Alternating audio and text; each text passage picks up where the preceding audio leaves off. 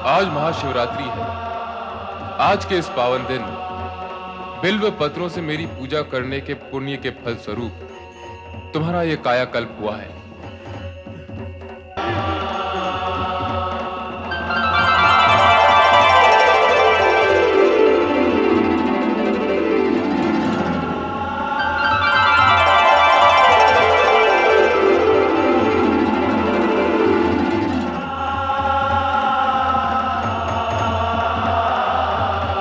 आज मैंने अरण्य में क्या देखा कि गुरुद्रुम एक हिरनी पर अपना लक्ष्य साध के उसके पीछे पीछे भाग रहा था।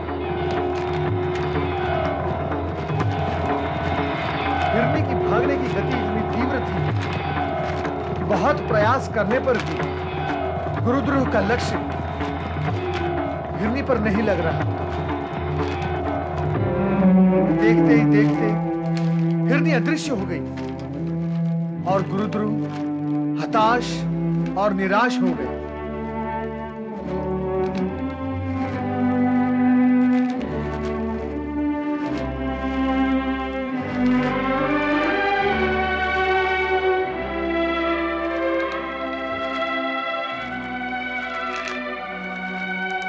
न जाने हिरनी किस दिशा में चली गई है। इस पेड़ पर जाकर देखता हूं।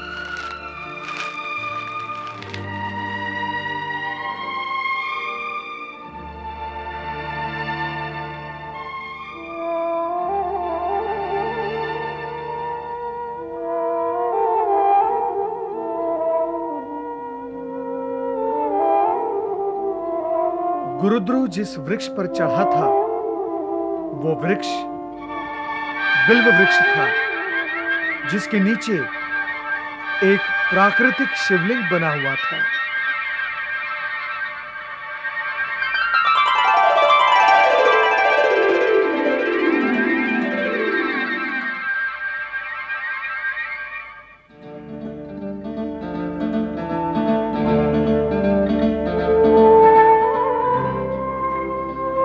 गुरुद्रुम, तू इस निरीह प्राणी के प्राण क्यों हरना चाहता है?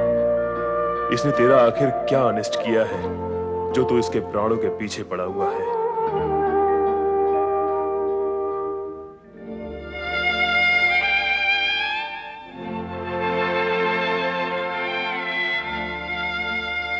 मैं जानती हूँ आपका छोड़ा हुआ तीर लक्ष्य तक पहुंचकर खाली हाथ नहीं लौटता, किंतु आज मुझे देखने के पश्चात आपने तीर नहीं छोड़ा। आप किसी दुविधा में हैं और मेरी मृत्यु की घड़ी टल चुकी है। मैं आपकी आभारी हूँ। मेरे पति और बच्चे आपके सदा ऋणी रहेंगे, आपके सदा ऋणी रहेंगे। नहीं नहीं, मेरे मन में कोई दुविधा नहीं है। मुझे तुम्हारा वध करना ही है। मैं आपसे विनती करती हूँ, मुझे छोड़ दीजिए। मेरे बच्चों का अनाथ मत करिए। तुम्हारे बच्चों की चिंता करके यदि तुम्हें छोड़ दिया तो मेरे बच्चे भूख से तड़प तड़प कर मर जाएंगे। नहीं, ये मैं नहीं होने दूंगी। मेरे पति और बच्चे मेरी प्रतीक्षा कर रहे होंगे। बस मुझे इतना समय दे दीजिए कि उनसे एक बार मिलूं और कह भी आऊं कि यही हमारा अंतिम मिलन है। भगवान के लिए मेरी ये विनती स्वीकार कर लीजिए। और तुमने छल किया तो? तुम न लौटी तो? मैं एक माँ हूँ, बच्चों की भूख का अर्थ समझती हूँ। मेरे छल के कारण आपके बच्चों का अनिष्ट हो, ये मुझे कभी सहन नहीं होगा। मैं आऊंगी, अवश्य आऊंगी, ये मेरा वचन रहा। प्राणों के भय के आगे वचन झूठे पड़ जाते हैं। और फिर भूखे के सामने पकवानों से भरी थाली या शिकारी के सामने शिकार हो और वो उसे छोड़ दे, ये कैसे संभव हो सकता है?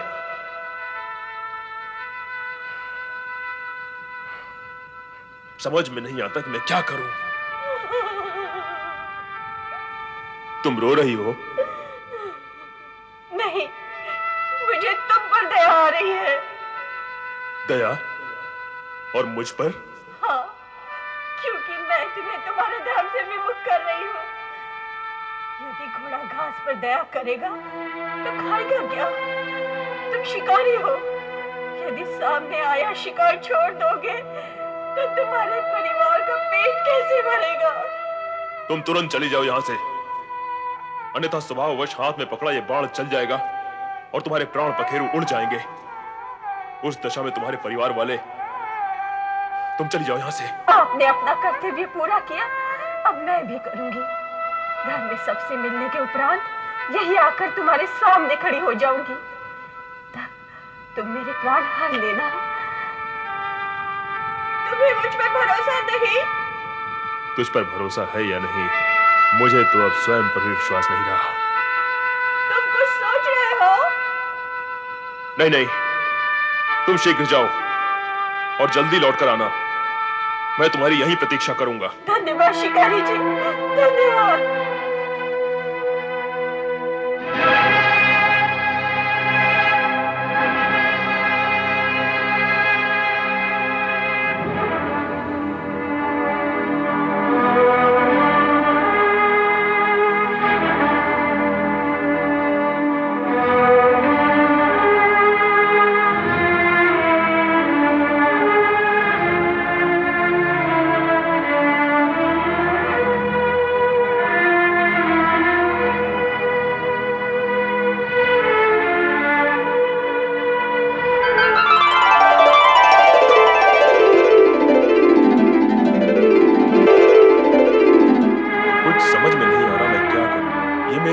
क्या हो रहा है? दया, ममता, करुणा, मैंने तो इन भावों को पहले कभी नहीं जाना, कभी नहीं समझा। मुझे अपने आप को संभालना होगा। शिकार करना मेरा कर्म है, मेरा धर्म है, मैं उसे नहीं छोड़ सकता।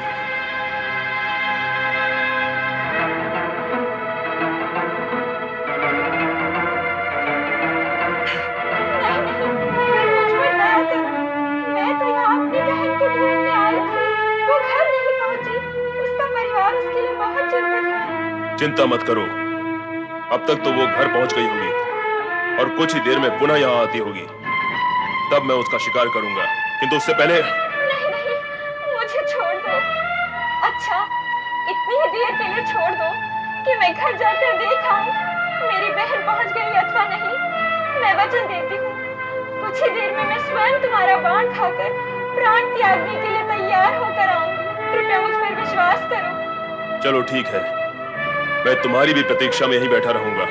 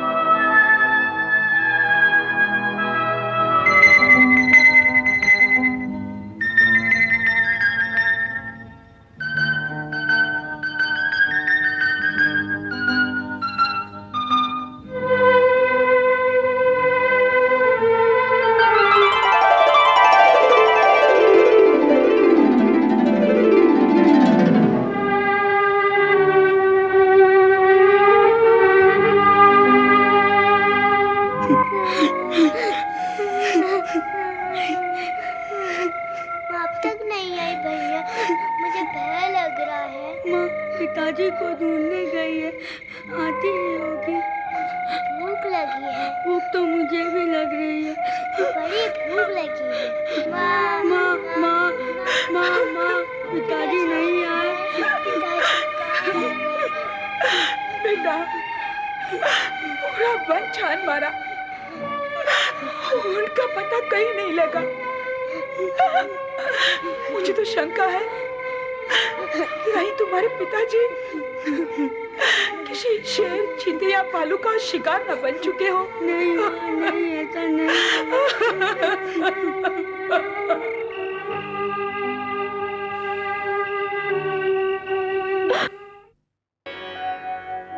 परिवार का पेट पालन हेतु व्याकुल भील जब बिल्व पत्र के वृक्ष पर बैठता है तो कुछ पत्ते नीचे स्थित शिवलिंग पर पड़ते हैं। तभी हिरनी को देख वो निशाना साधता है। परंतु हिरनी की बच्चों से मिल वापस आने की प्रार्थना पर उसे जाने देता है।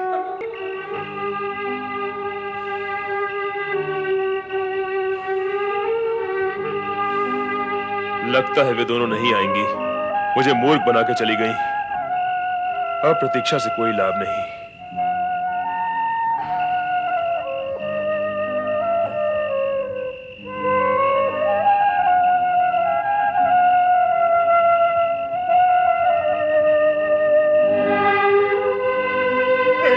मुझे मत मारो। मैं तो यहाँ अपनी पत्नी को ढूंढने आया था। सच कहो, क्या तुमने उसका वध कर दिया? नहीं, वो मुझसे कह कर गई थी कि तुम लोगों से मिलकर लौटेगी, किंतु लौट कर आई नहीं। लगता है अपने वचन से फिर गई है। मैंने सारा दिन उसकी प्रतीक्षा में गंवाया है। मेरे बच्चे भूख से तड़प रहे होंगे। मेरी पत्नी मेरे लिए चिंतित होगी। अब मैं तुम्हें ही अपना लक्ष्य बनाता हूं। मैं तुम्हें नहीं छोड़ूंगा। मत छोड़ना, किंतु इतनी विनती है, मुझे एक बार अपनी पत्नी से मिल लेने दो। फिर मैं स्वयं तुम्हारे सामने बाण खाने के लिए सहज खड़ा हो जाऊंगा। ठीक है, तुम भी जाओ, किंतु शीघ्र आना। बहुत विलंब हो गया है।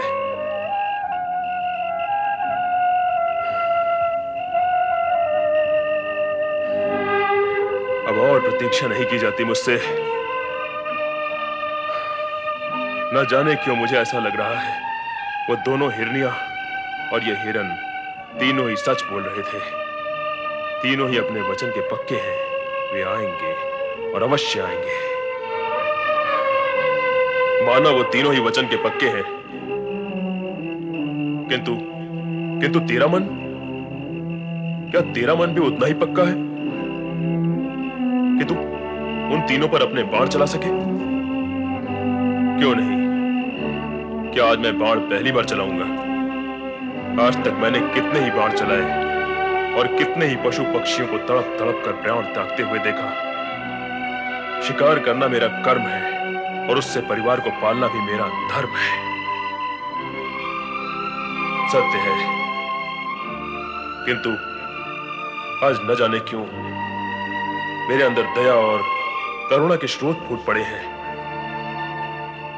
वाह, अगर दया और करुणा के स्रोत इस तरह फूटते रहे, फिर तो तुम अपने परिवार का भरण पोषण कर चुके।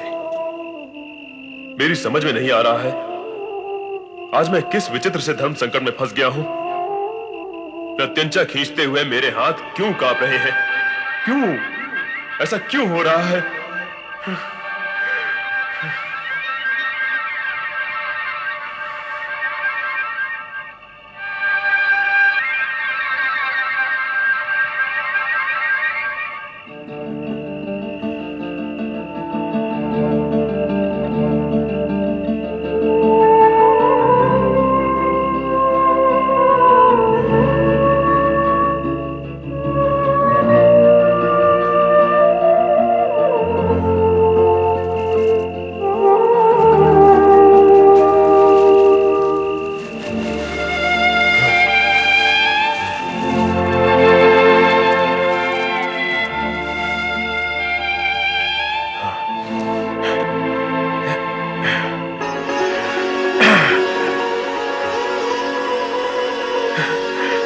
प्रभु, आप प्रभु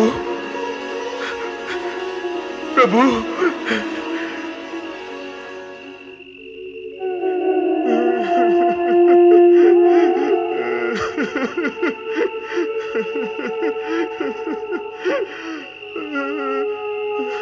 मैं क्या करूं भगवान, मैं क्या करूं?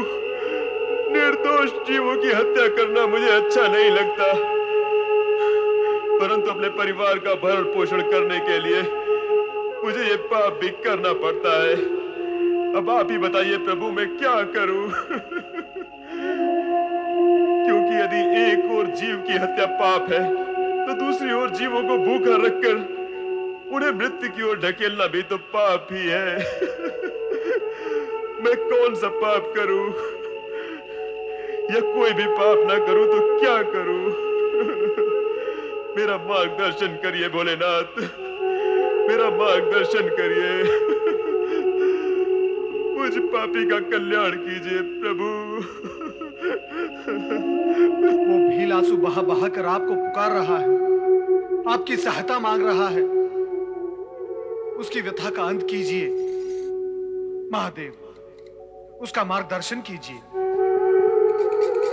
देवी सती, तुम्हारा इस विषय में क्या विचार है?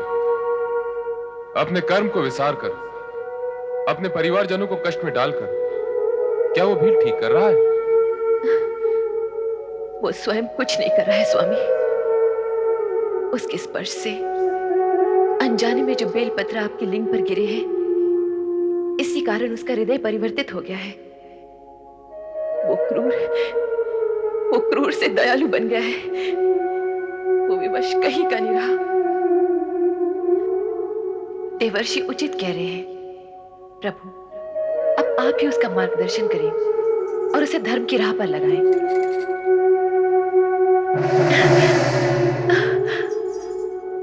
माता, प्रभु ने मेरी विनती सुन ली, मेरी प्रार्थना सार्थक हुई। अब उस भील का उद्धार अवश्य हो जाएगा। नारायण नारायण नारायण। मुझे सद्बुद्धि दो भगवान, मुझ पर दया करो, मेरा कल्याण करो प्रभु, मेरा कल्याण करो भोलेनाथ।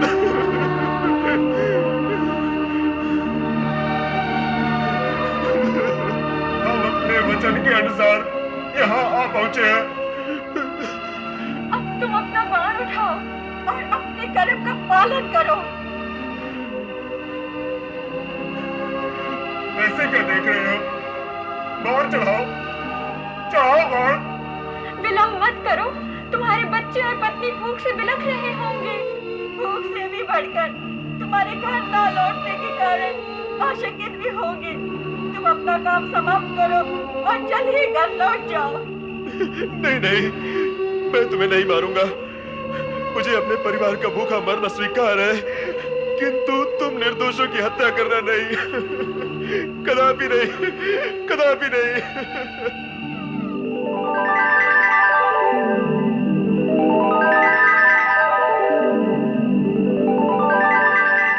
भोलेनाथ, भोलेनाथ।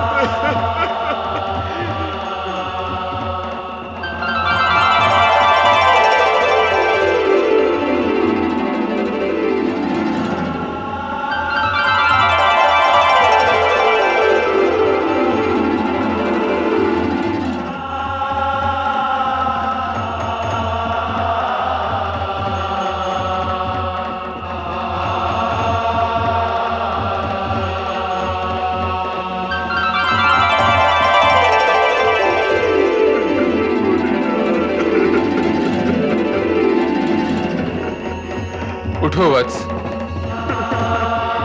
गुरुद्रु, उठो।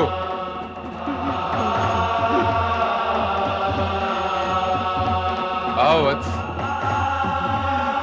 प्रभु प्रभु प्रभु प्रभु प्रभु, मुझे धर्मी को आपने साक्षात दर्शन दिए हैं। इस हत्यारे पापी पर इतनी कृपा क्यों? मैं इसके योग्य नहीं प्रभु, मैं इसके योग्य नहीं। गुरुध्रुव, हत्या करना पाप है, किंतु कर्म नहीं करना भी तो पाप है। और तुम्हारा तो कर्म ही ऐसा है जो तुम्हें न चाहते हुए भी पाप का भागी बना देता है। किंतु आज से तुम्हें ऐसा काम नहीं करना पड़ेगा जो तुम्हें पाप और आत्मग्लानि के बोझ तले दबाता जा रहा है। प्रभु, किंतु इतनी कृपा मुझ जैसे दीनहीन व्यक्ति पर क्यों? क्यों प्रभु? आज महाशिवरात्रि है। आज के इस पावन दिन बिल्व पत्रों से मेरी पूजा करने के पुण्य के फल स्वरूप तुम्हारा यह कायाकल्प हुआ है। और तुम तीनों ने आज के इस पावन दिन अपना दिया हुआ वचन पूरा कर दिखाया। ये देवी रूप उसी का फल है। तुम्हें मृग योनि से अपनी स्वाभाविक दिव्य योनि प्राप्त हुई। ओम नमः शिवाय। पिताजी, तुम सब इस रूप में? ये सब तुम्हारी भक्ति का प्रसाद है। आज महाशिवरात्रि के दिन मेरी पूजा करने के फलस्वरूप तुम अपने पूर्व पापों से मुक्त हो गए और श्रृंगवेरपुर के राजा बन गए। मैं और राजा? हाँ, अपने परिवार सहित वहां जाकर शिव आराधना को मन में उतार कर राज सुख का उपभोग करो। त्रेता युग में विष्णु के अवतार भगवान राम से तुम्हारी भेंट होगी और तुम उनके उत्तम मित्र के रूप में जाने जाओगे। जो आज्ञा भगवान शिव शंकर, जो आज्ञा। तुम तीनों दिव्य धाम के लिए प्रस्थान करो। जो आज्ञा प्रभु।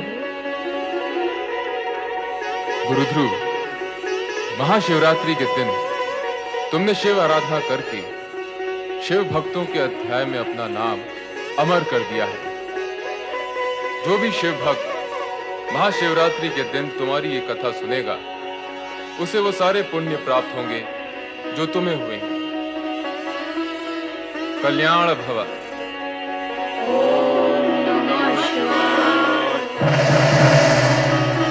शिव कृपा से इस प्रकार गुरुद्रोह, उनकी पत्नी और दोनों बालकों ने श्रृंगवेरपुर राज्य की ओर प्रस्थान किया। ओम नमः शिवाय। श्रृंगवेरपुर नरेश महाराज गुरुद्रोह की। श्रृंगवेरपुर नरेश महाराज गुरुद्रोह की। श्रृंगवेरपुर नरेश महाराज गुरुद्रोह की। श्रृंगवेरपुर नरेश महाराज गुरुद्रोह की।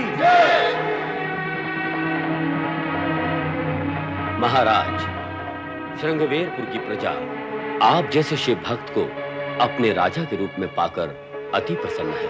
महामंत्री जी, ये सब भगवान शिव की कृपा का फल है।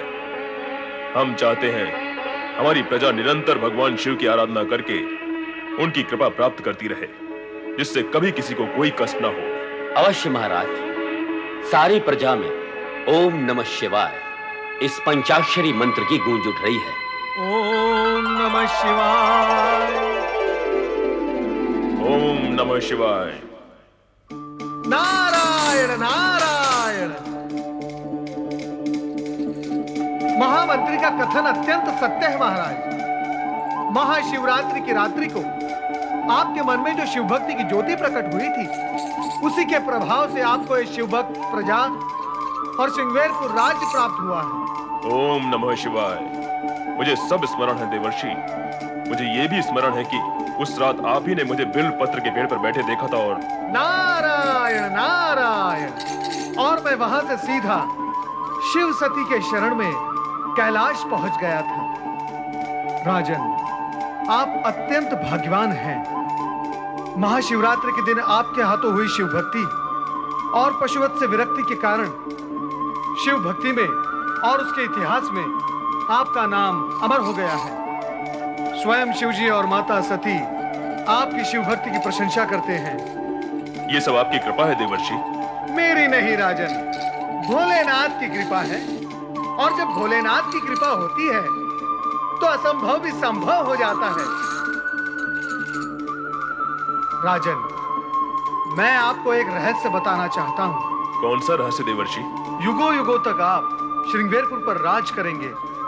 शिव भक्ति से प्राप्त सिद्धि के कारण आपकी आयु अपरिमित होगी। आप त्रेता युग में भी जीवित रहेंगे। क्या कह रहे हैं देवर्षि? मैं त्रेता युग में भी जीवित रहूंगा? हाँ राजन, भगवान विष्णु जब त्रेता युग में राम का अवतार लेंगे तब आप उनकी सहायता करेंगे और राम भक्त के रूप में आपका नाम अमर हो जाएगा। धन्य है देवर्षि, आप सचमुच धन्य हैं। आपने मुझ पर जो उपकार किया है उसके लिए मैं सदा आपका ऋणी रहूंगा। नारायण नारायण। मैं तो शिवजी का छोटा सा सेवक हूं। उपकार तो आपको भोलेनाथ का ही मानना होगा राजन, क्योंकि उनकी इच्छा से ही आपको शिव भक्ति प्राप्त हुई है। और इस उपकार का ऋण चुकाने के लिए आपको अपने राज्य में स्थान स्थान पर शिव मंदिरों का निर्माण करना होगा, जिससे शिव भक्ति की गूंज संसार में गूंज उठे। ऐसा ही होगा देवर्षि, ऐसा ही होगा। हम राज्य के कोने कोने में शिवालयों का निर्माण करवाएंगे और हर शिव पर्व पर उत्सव मनाएंगे। और ये सब भोले शंकर की कृपा से होगा। ओम नमः शिवाय। राजन, जानते हो, इसी ओम नमः शिवाय के प्रभाव से वो हिरण और हिरणी कहां पहुंच गए जिन्हें आपने प्राणदान दिया था? नहीं देवर्षि, बताइए वे कहाँ हैं? महाशिवरात्रि को अपना वचन निभाने और शिव भक्ति में सहयोग करने के कारण वे पशु योनि को त्याग कर सीधे स्वर्गलोक पहुंच गए हैं। स्वर्गलोक में? हाँ राजन, अब मैं स्वर्गलोक पहुंचकर उन्हें भी ओम नमः शिवाय की महिमा सुनाऊंगा। नारायण नारायण।